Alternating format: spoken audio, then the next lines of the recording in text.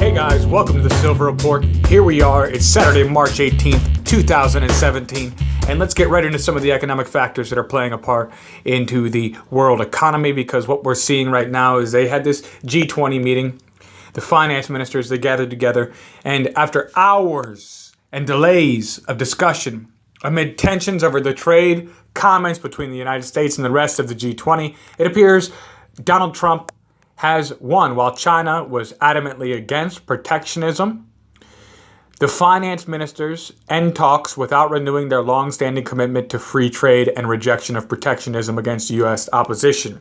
So we are in for some turmoil because the world's financial leaders are unlikely to endorse free trade and reject protectionism in their communique on Saturday because they have been unable to find a wording that would suit a more protectionist United States.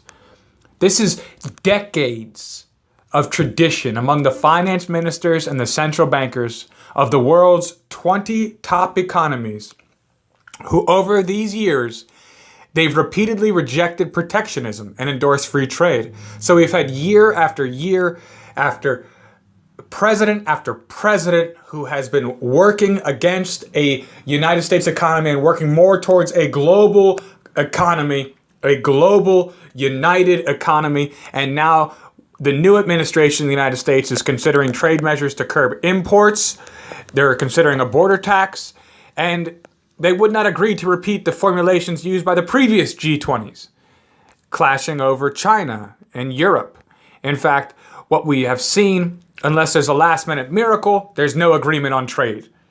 And so this is not a good outcome of the meeting, is what they are saying.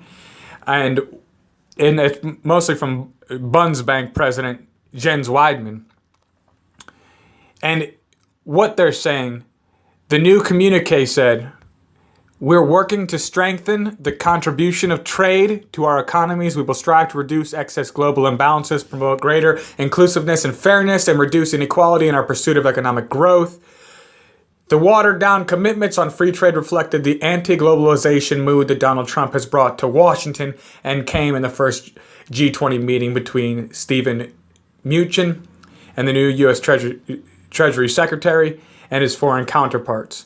So what we've seen, also, I want to bring up another potential win for Trump, as a communique will also drop a reference used by the G20 last year on the readiness to finance climate change, as agreed in Paris in 2015, where they were going to begin to try to implement a tax on all carbon, on all gas, on all oil, and find a way to be able to accumulate those taxes.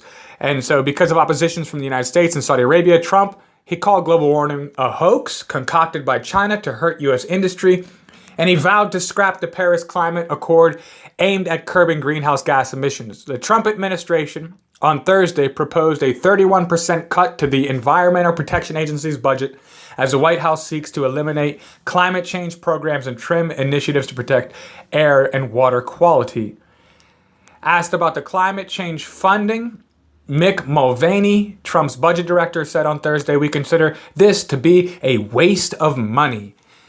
And so it's amazing how they're coming out and they have these propaganda pieces in the news discussing about how he's going to have these massive cuts to all of these programs and all of his agencies. Oh, we have to protect the environment. And they fail to realize that the information they've received that has formulated their idea about what is going on with the environment comes from sources who are not seeking to protect the environment, but seeking to initialize a global tax on all carbon, on all oil, on all gas, on all coal. They're trying to strip money from the people, and it has nothing to do with the environment. The G20 do agree, however, to show continuity in their foreign exchange policies, using phrases from the past on foreign exchange markets. Needless to say, what we've seen to the end of the weekend's summit would likely result in a large FX volatility when markets open for trading late on Sunday, reflecting the new state of global trade flux in which the future of the US dollar is completely unknown and reflecting the emerging chaos over the future parameters of trade. And now we have the CEO from Apple coming out. And what he has been saying is that he supports fair trade and he wants to invest in China's infrastructure and he wants to invest in China's economy. And it makes It's no wonder. It's no wonder because their goods are produced in China. They're no longer an American company. And so they're trying to hold the American economy hostage because we know that Apple is one of the best performing stocks on the Dow. And so what we've seen is that these companies, they don't want to give up their sweet spot where they can have their goods manufactured for very cheap by hand in these countries with very low regulations on their manufacturing, on their workers' rights.